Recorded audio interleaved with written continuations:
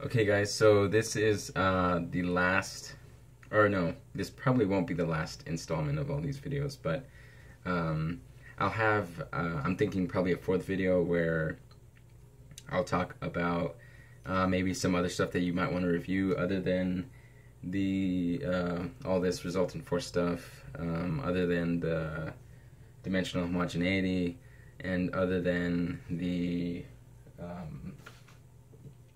paint thickness problems. So you might want to review stuff like MATLAB and more like conversion stuff. So I'll have that video as the fourth. So, but as for the third video, I'm going to be going over this problem 4, which is involved with finding a resultant force given forces applied on an object. So this is what we're given. So we're given this object here, and it's experiencing forces applied as F1 and F2 below. So these are being applied at angles of 20 and 5 degrees with respect to this horizontal here. And what we need to do is we need to find out where our resultant force lies. So by resultant force, we need to find the force that is the one force that is equal to these forces put together, essentially.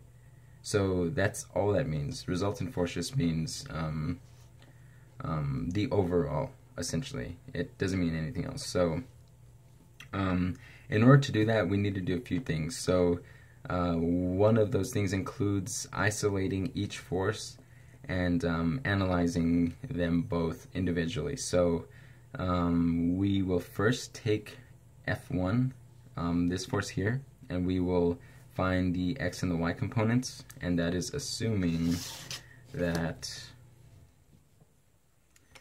and you should always do this before you have any problem or you attempt any problems like this. State where your y direction is and where your positive y and where your positive x directions are. So I'm going to say that parallel along this side of the paper is positive y going up, and perpendicular to this side of the paper going right, or my right, well, of course you're right too, you're watching this video, is the positive x direction. So this is important, okay? So make sure you write this every single time you do one of these problems. Okay, so like I said, the first thing that you need to do is you need to isolate each force and analyze it. So okay, so what we have, first thing I'm going to do is I'm going to draw the horizontal. I'm going to draw the box as well. And I'm going to exaggerate it a little bit, but I'm going to draw the F1 force. So I'm going to call this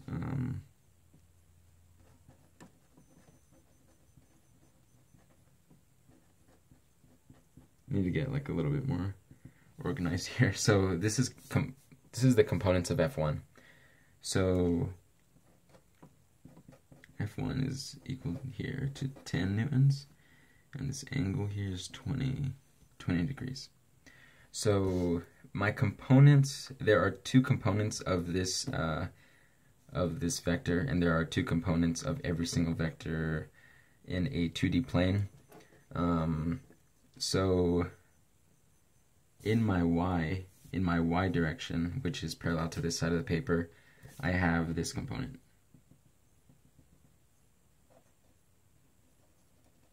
And this here is called f of y, or I'm going to call it f of y. And then you also have your x component as well, so that component is right here.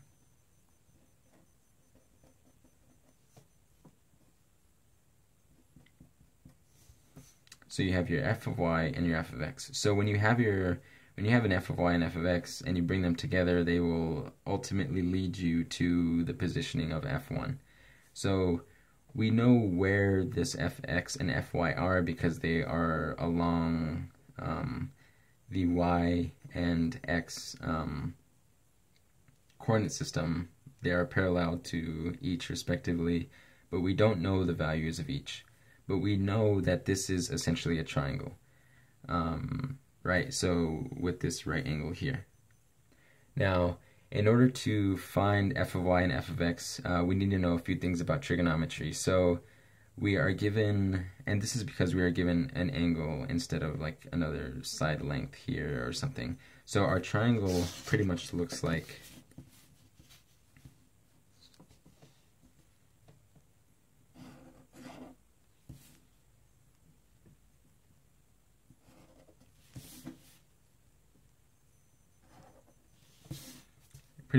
this. And this f1 here is 10, so that means that this hypotenuse here is 10 newtons. We can just call it 10, it doesn't matter. And we know that this here is f of y, we know that this is f of x, and we have an angle here. So now is where we need to use trigonometry. So in trigonometry we have this thing called Sohcahtoa.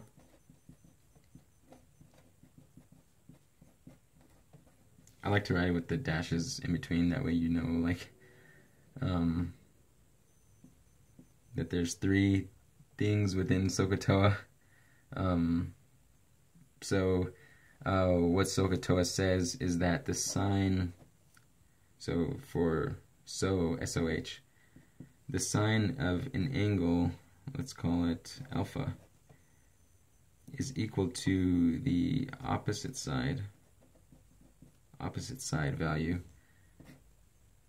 divided by the hypotenuse.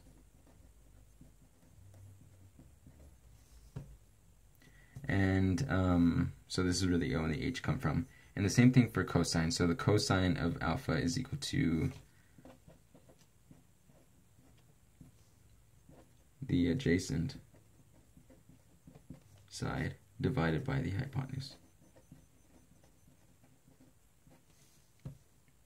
And for tangent, we have the tangent of alpha is equal to the opposite over the adjacent. Okay, so with that, sine, we will use sine and cosine to find what exactly these values are. So if I take this here and I apply it, the only angle that I have is this 20, right? So it must be represented by this alpha here.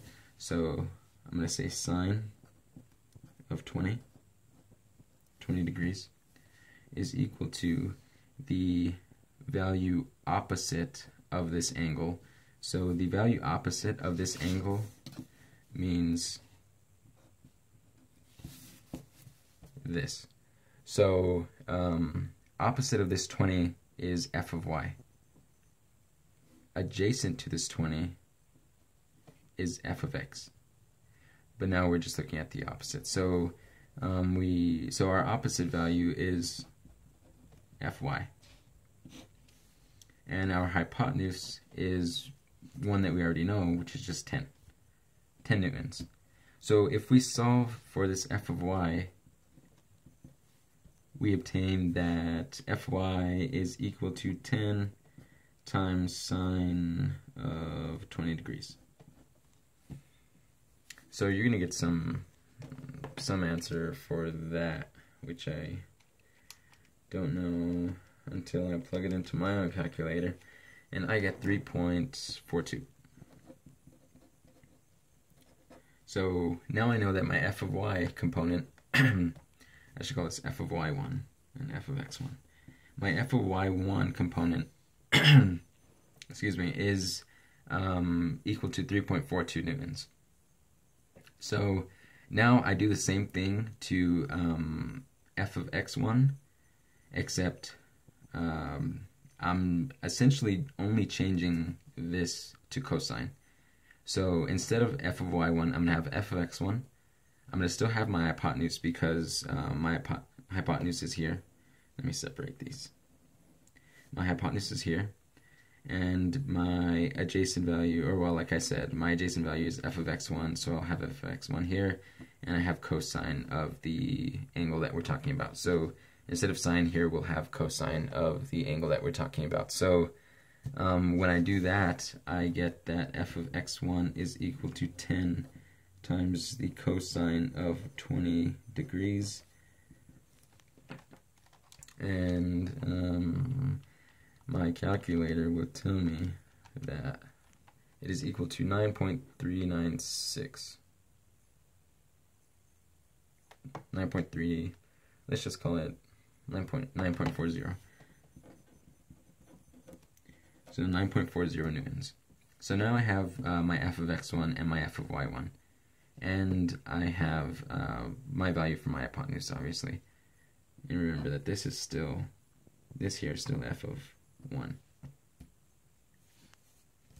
Okay, so where did my clean papers go?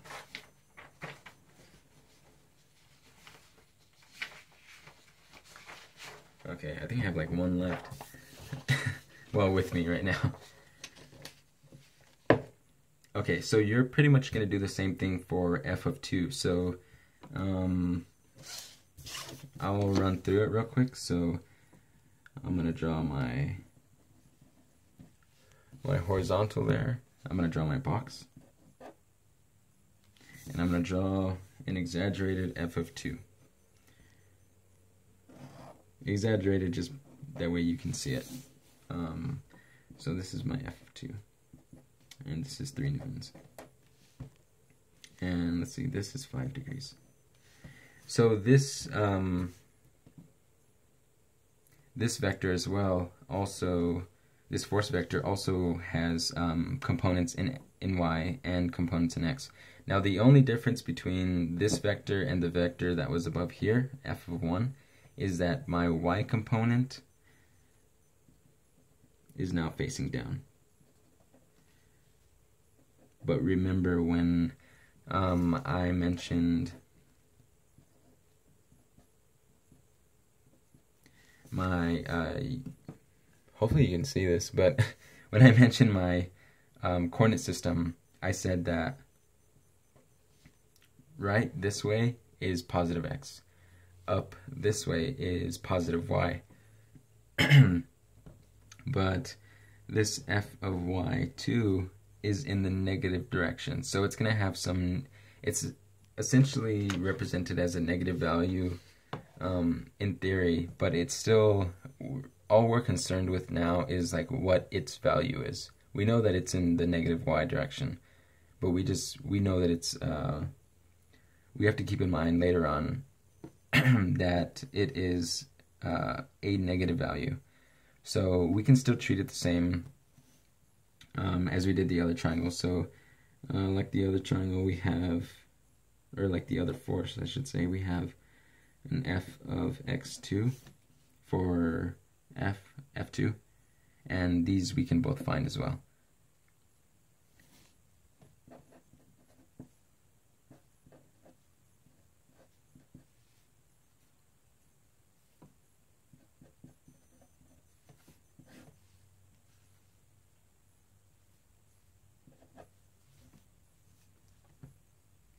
So that's pretty much it to find f of y2.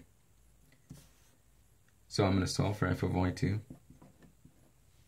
as in multiply this 3 on both sides of the equation, or simply just take it to the other side. So I have 3 times sine of 5 degrees.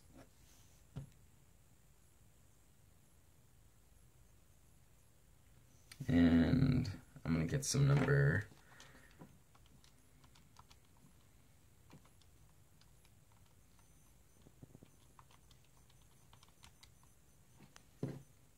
0.26, say 0.261 newtons. Now I'm going to go ahead and do the same thing for f of x2.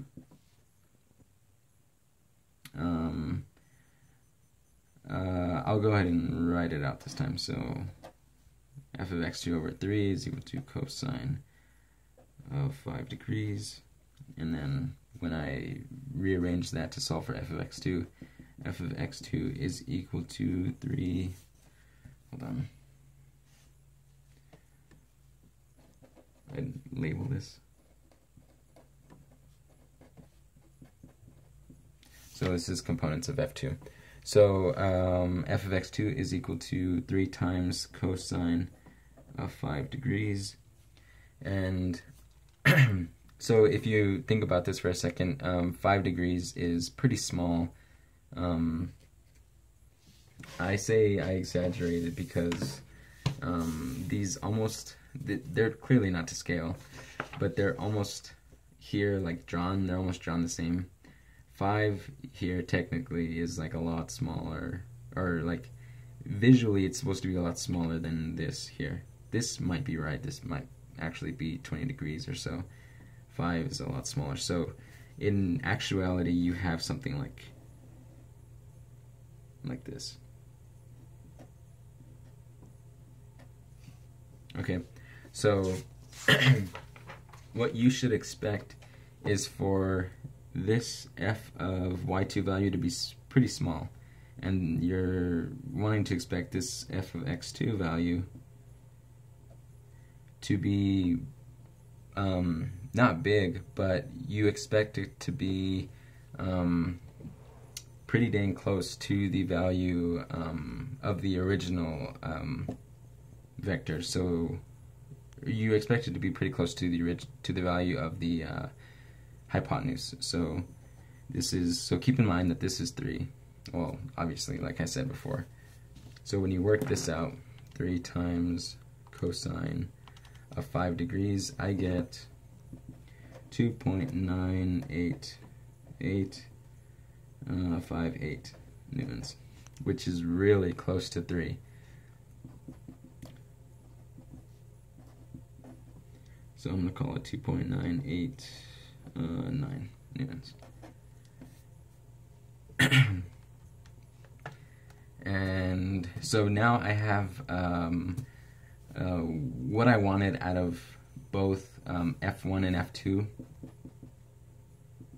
are the components, and now I have those. So f of y1 is equal to, what did we say, 3.42 newtons. F of x1 is equal to 9.40 newtons. F of y2 is equal to 0.261 newtons, and f of x2 is equal to 2.989 newtons. Okay, so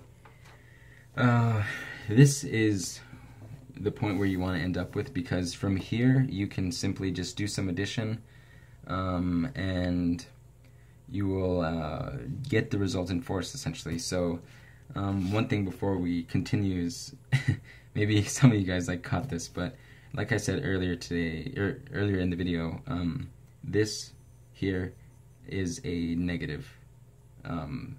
Will be given a negative value when looked at in terms of its direction. So f of y2 should be negative 0.261 newtons. So this is important because when you sum forces in y, this letter epsilon just means summation. So when you sum all of the forces in the y direction, in this up and down direction, you have coming into play f of y2 and of course f of y1, which are essentially here and here. So you have, let's see, 3.42 newtons minus 0.261 0.261 newtons. And then you're going to get some, you'll get some number, 3.42 minus 0.261. And you get 3.159. Now, what does this mean? So this value here that you get, what you found is F of R Y. Now what that means is the force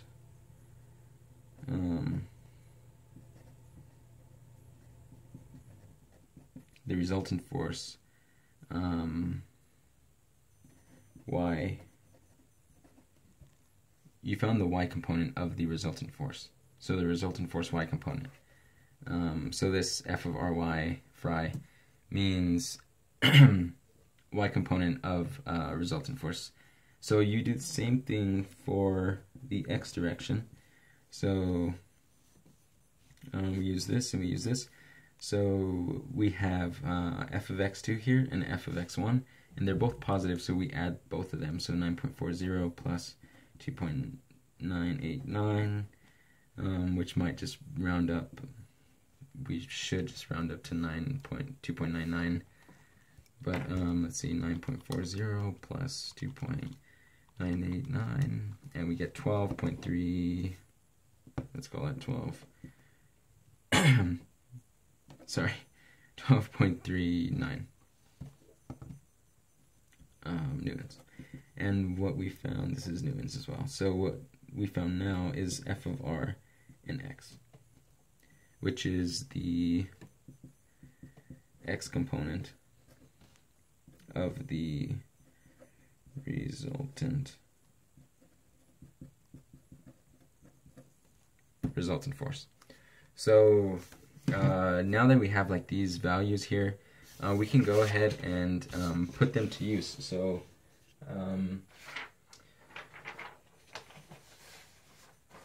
I don't have any more blank paper with me, and I'm just going to use this. So what we have, if I just write it down again, F of R Y is equal to 3.159 newtons, and F of R X is equal to 12.39 newtons. And what I could do with this is I could say that, okay, so I'm gonna start at any point here, or rather at the box, I think.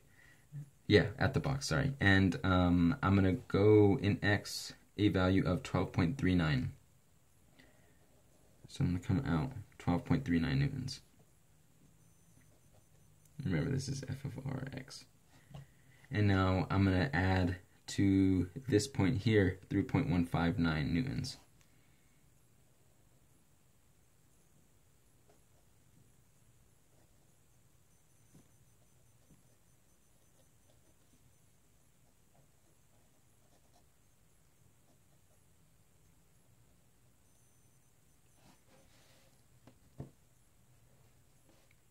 So this is F of Ry, which is equal to 3.159 newtons. F of Rx is equal to 12.39 newtons. And what we found are essentially the components of F of Ry and F of Rx. So if I draw a straight line to these with my ruler, which I don't know where it went. Okay, it's right here. So if I connect the starting point and the ending point, I obtain my F of R, which is what we've been looking for this entire time. So we have F of R, we have the components of F of R, and now in order to find the resultant force magnitude, it's easy. I mean, we have pretty much, well, we have a right triangle.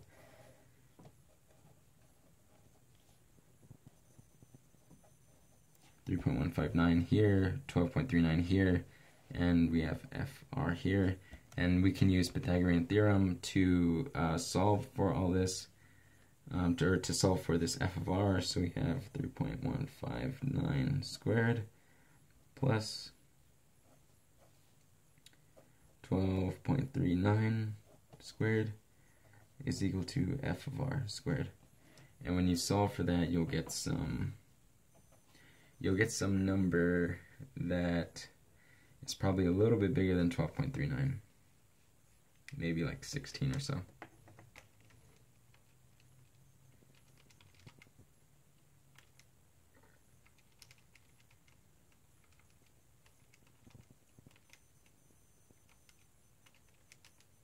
Yeah, and yeah, you end up with, I don't know if I did this right. I don't know. Double check me, I guess. So I end up with 12.6 or 12.78, or rather 12.79 newtons.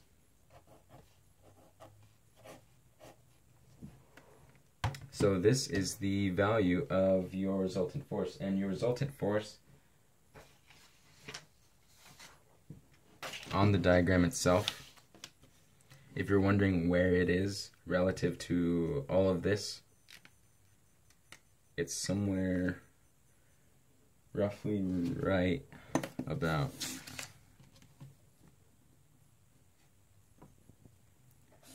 here or so. This is FR. Okay, so that's pretty much it for this particular video. So like I said, I'm going to have another video that's probably just going to talk about, it might be brief, it'll talk about what, and I might do it on my computer too, but it'll talk about other stuff that you'll need to probably review, or you might at least want to look at, which includes like MATLAB stuff and conversions and some other stuff that I can't remember right now, but I will remember as soon as I look over past, I don't know, homeworks and stuff. So so thank you for watching. I wanted to say one more thing, but I can't remember. Okay, yeah, so in the, let's see,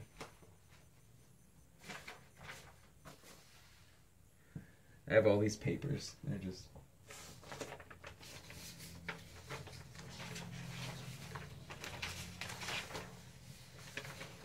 can you hear the mess? Can you hear like all the papers? Okay, so in this problem, there is something wrong. So there's something wrong in the solution.